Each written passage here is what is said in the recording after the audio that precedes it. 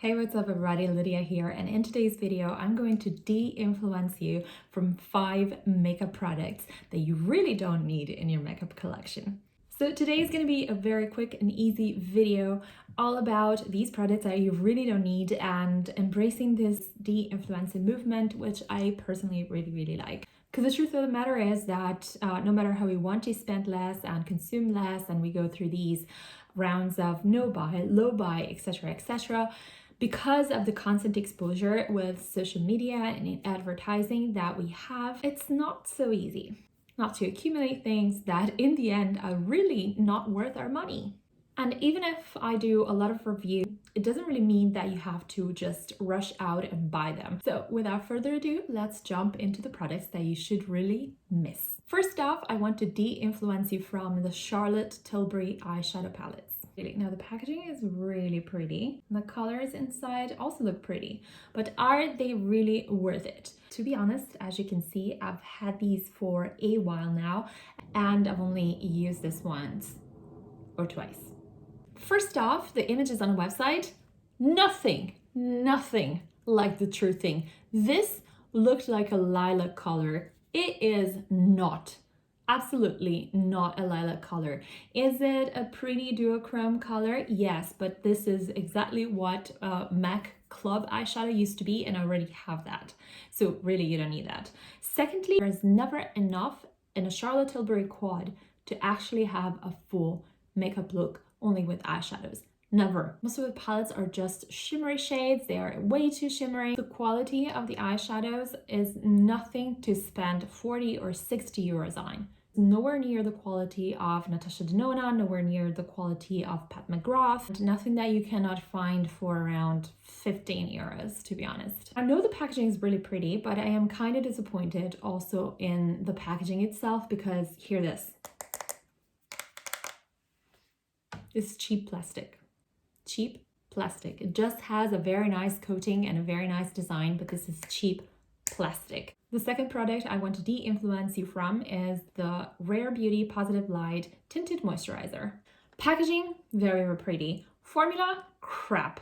This is absolute crap. So it seems like there's a lot of coverage. Look at this.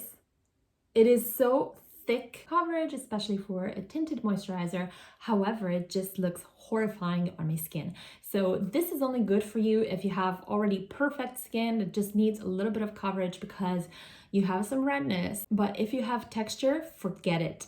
This is nothing good. It doesn't look glowy, it doesn't look matte. It just looks like something that is really sitting on top of your skin, and that's it. I don't know anyone who uses it as a moisturizer. And what is the point to have a tinted moisturizer if you don't use it as a moisturizer and you put moisturizer underneath it? I don't know. I really don't know. The next and third item that I want to de-influence you from is once again something from Rare Beauty. It's a liquid luminizer, and it is one of their best sellers, as in the liquid luminizer, any shade. So let me explain it to you a little bit better. Packaging, pretty, stunning actually. Colors, any color of this product, also very stunning. Swatches, infinitely stunning. And then goes out to be a little bit sheer, you know, a little bit more natural. And then it fades away into nothing, basically. Kind of loses its color purpose, to be honest. It is super hyped and just clings onto my foundation and kind of forms these little crusts in it that look like dry patches, but I kid you not, I don't have dry patches in my skin around here, especially. But when it's not on bare skin, but sometimes also on bare skin, it just creates these patches that are like, I don't know, desert or dried mud. I really don't like that pattern. This looks like an attack on Rare Beauty, but I seriously believe that after I was so in a rush to buy everything, I really liked the concept and I really liked the swatches and on TikTok and YouTube. But the truth of the matter is that most of their products really didn't work for me. So I want to de-influence you from their liquid blushes as well. These are said to be the most pigmented liquid blushes ever. It's not true. Color right here, it appears like almost nothing on my skin. At the same time, if I put too much of it, it's a mess. I have other shades that are super pigmented and much darker than that. In this case, I really need to be super careful of how I use it. Otherwise, it just creates super cakey Ronald McDonald effect. Defeats the purpose of having a liquid blush that should be super natural but also should be super fast to apply. If you have to be super careful in how you dose it because you can get overboard really quickly, then it defeats the purpose for me. This is not an easy product to use. Because of its formulation, I believe it contains some silicons, but I can be wrong, so don't take my word for it. I will just edit it in post-production.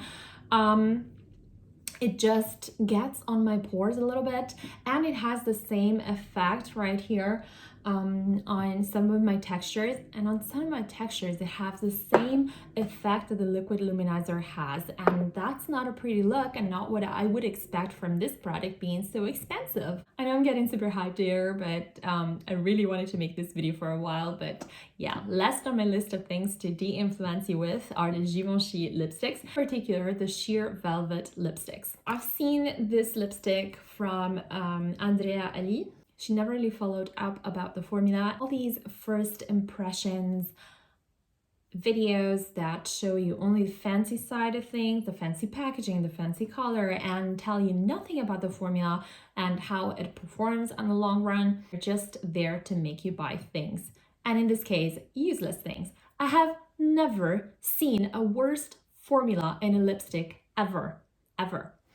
Drugstore lipsticks definitely perform way better than this, that you put it on and it just gets everywhere, and it just lights everywhere, you know. It's hard to get a full swipe pigmentation out of them. It's unprecise, uneven distribution of color on your lips. It doesn't last at all. Let me know in the comments what you want to de-influence me from.